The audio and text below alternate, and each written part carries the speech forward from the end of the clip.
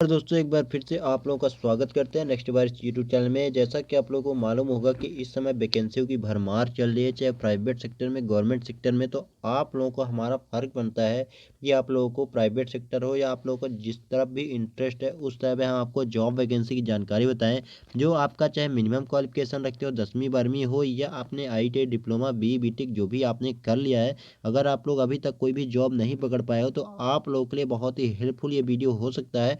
आपके क्वालिफिकेशन के हिसाब से इसमें 12वीं लेवल तक की जॉब निकली है। और ये बता दूं एक बहुत ही बड़ी जानकारी है, अगर आप लोग को अभी तक मान लीजिए आप ऑटोमोबाइल सेक्टर में काम करते हैं या अदर सेक्टर में काम करते हैं, लेकिन उसमें ज़्यादा ग्रोथ हालांकि ग्रोथ रहती है, लेकिन अगर हम कंपेयर करें फार्मा सेक्टर से तो हम हमारे ओपिनियन के हिसाब से जो हमारा पर्सनल मानना है, तो हम ये कहेंगे कि ऑटोमोबाइल की जगह में आप पहले जाओ ये फार्मा कंपनी में अगर आपको मौका मिलता है। क्योंकि फार्मा सेक्टर का आप भविष्य आपको स्पष्ट दिख रहा होगा कि हर आदमी बीमार पड़ रहा है, हर आदमी हर कंपनी में इस समय कोरोना हो या बहुत से ऐसी पेंडेमिक है जिसमें आपको फार्मा सेक्टर की ग्रोथ होना निश्चित है और इसका भविष्य उज्जवल दिख रहा है। तो आप लोग को इसमें एक्सपीरियंस करते हो, चाहे 1 साल हो 2 साल का हो, इसमें एक प्रकार का अगर घुस पा रहे हो कंपनी में को जाने का मौका मिल रहा है तो आपको मौका छोड़ना ही नहीं चाहिए, चाहे कोई भी कंपनी छोटी हो या बड़ी कंपनी हो। और वहाँ जाके अच्छा खासा नॉलेज लेना चाहिए ताकि आपको भविष्य में ऐसी किसी कंपनी में अगर वैकेंसी आउट होती है, क्योंकि कंपनी में वैकेंसी तो जाहिर सी बात है कि कंपनी प्रोडक्शन बढ़ेगा या दवाई बनाई जाएगी तो उसमें आदमियों की आवश्यकता होती है। तो आपको वहाँ पर जाने का अगर मिलता है मौका मिले तो वहाँ पर 10,000 सैलरी अगर किसी फार्मर कंपनी में आपको है तो वहाँ पर जाके आपके 15,000 कमाने का जो है तो आपका क्षमता होना चाहिए। तो अगर आप लोगों ने 12वीं या ITI किया है, किसी भी ट्रेड से किया हो, ये यहाँ पर बिल्कुल नहीं बताया गया है, लेकिन BSc MSc सभी कैंडिडेट्स में अप्लाई कर सकते हैं, चाहे मेल हो चाहे फीमेल हो। ऑल इंडिया के कैंडिडेट की तरफ से यहाँ पर ज्वाइनिंग हो जाएगी, लेकिन आपको यहाँ पर जो भी टर्म्स एंड कंडीशन है वो जरूर फॉलो करना पड़ेगा। तो वही हम देख लेते हैं क्या क्या इसमें जो बताया गया है, क्या क्या इन्फॉर्मेशन जरूरी है।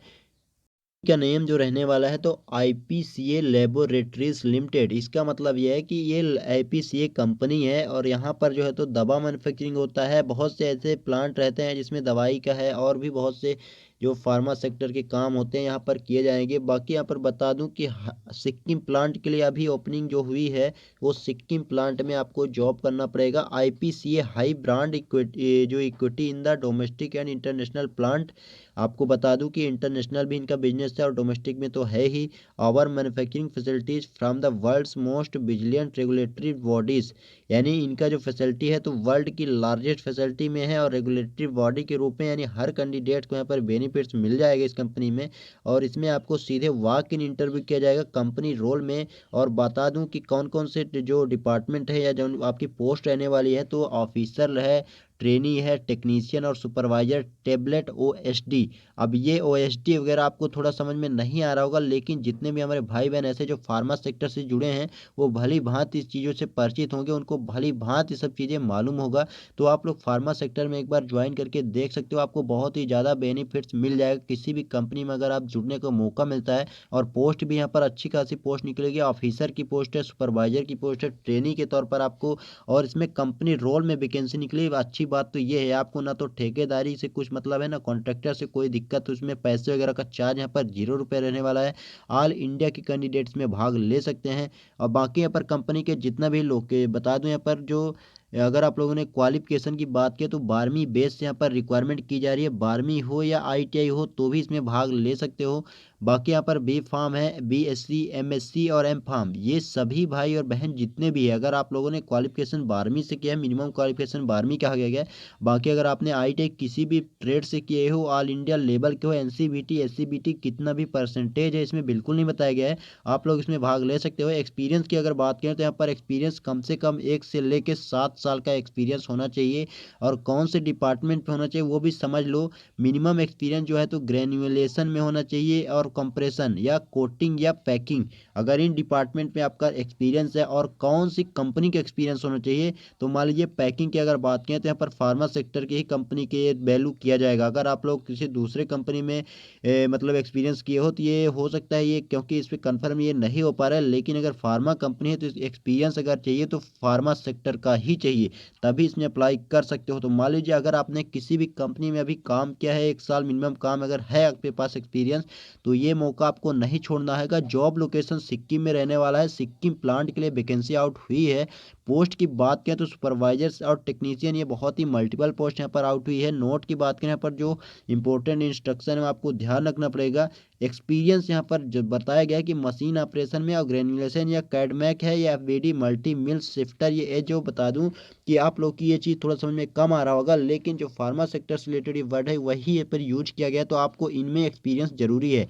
मस्ट हैव एक्सपीरियंस का मतलब ये है कि आपके पास अगर एक्सपीरियंस नहीं है तो आप इसमें मत आना, क्योंकि एक्सपीरियंस यहाँ पर अनिवार्य किया गया है। बाकी यहाँ पर बहुत से ऐसे जो डिपार्टमेंट आप देख सकते हो, पैकिंग में कौन सा एक्सपीरियंस चाहिए ये भी बताया गया है कि हाई कार्ड पैकिंग मशीन से हो, एलमेक हो, VQS हो, ये मतलब जो भी पोस्ट निकली है उस हिसाब से आपका एक्सपीरियंस यहाँ पर बता दिया गया है कि ये चीज़ों का आपका एक्सपीरियंस जरूरी है। बाकी इंटरव्यू डेट की बात करें, यहाँ पर डायरेक्ट वॉक इन इंटरव्यू किया जाने वाला है 3/01/2021। इसका मतलब है कि 3 जनवरी 2021 को इंटरव्यू होगा और संडे पड़ेगा और 10 बजे से 5 बजे के बीच आप पहुंच सकते हो वहां पर, लेकिन टाइमिंग का थोड़ा ध्यान रखना है आपको। बाकी इंटरव्यू अच्छा खासा पॉजिटिव निकली, आपको डायरेक्ट जाना पड़ेगा और इंटरव्यू के लिए आपको सिक्किम नहीं जाना है, क्योंकि कंपनी बता दूं कि IPC लेबोरेटरी इंदौर में भी है, पीथमपुर में, तो यहीं पर आपको जाना पड़ेगा। फार्माजोन SCZ इंदौर, यहाँ पर आपको जाना पड़ेगा और पीथमपुर में। बाकी यहाँ पर कॉन्टेक्ट नंबर वगैरह कुछ भी नहीं है, आपको सीधे जाना पड़ेगा और इंटरव्यू स्टार्ट है ही, चल ही रहा है, तभी इसमें वैकेंसी आउट हुई है, तो आप डायरेक्ट कंपनी में जाना है। यहाँ पर पीथमपुर इंदौर मध्य प्रदेश में पड़ता है और कंपनी का लोकेशन भी यहाँ पर सब कुछ बता दिया गया। तो अगर आप लोग इंटरेस्टेड हो, फार्मा सेक्टर में कभी काम किया है, एक्सपीरियंस है, तो आपके लिए मौका बेहतरीन साबित हो सकता है। तो कोशिश करना कि इसमें चले जाना और जो भी डिटेल्स है सबमिट कर देना और आपका जॉब इसमें लग जाएगा। तो बाकी इसमें डॉक्यूमेंट्स भी नहीं बताया क्या क्या डॉक्यूमेंट लेके जाना है, तो डॉक्यूमेंट हम आपको बता देते हैं कि इसमें क्या क्या डॉक्यूमेंट आप लेके जा सकते हो, क्योंकि बहुत सी कंपनियों में यही सेम प्रोसेस रहता है। तो आपका रिज्यूम एक बनवा लेना है, जो भी एक्सपीरियंस है उसमें मेंशन होना चाहिए। बाकी आपका जितना भी क्वालिफिकेशन है उस क्वालिफिकेशन के हिसाब से आपका डॉक्यूमेंट्स ओरिजिनल और जेरॉक्स कम से कम एक कॉपी करवा लेना। फोटो कॉपी, फोटो आपका जो पासपोर्ट साइज है फोटो आपका होना चाहिए। बाकी आप वही ओरिजिनल डॉक्यूमेंट जो आपका पढ़ाई लिखाई का है वो लेके जाना है। एक्सपीरियंस सर्टिफिकेट है अगर, तो वो आराम से आप ले जाना। बहुत से कैंडिडेट ऐसे हैं जो फार्मा सेक्टर से जुड़ना चाहते हैं, उनके लिए ये बहुत ही बड़ा मौका है। तो आप लोग बस यही सब प्रोसेस रहेगा, आप आराम से जाके जॉब कर सकते हो। तो यही एक इन्फॉर्मेशन थी, सोचा आप लोगों को बता दूं, क्योंकि फार्मा सेक्टर में लाइफ बन जाती है दोस्तों। बहुत से कैंडिडेट ऐसे हैं जिसमें बहुत ही ज़्यादा ग्रोथ भी मिलती है। तो चलिए मिलते हैं आपसे नेक्स्ट वीडियो में, तब तक के लिए जय हिंद जय भारत।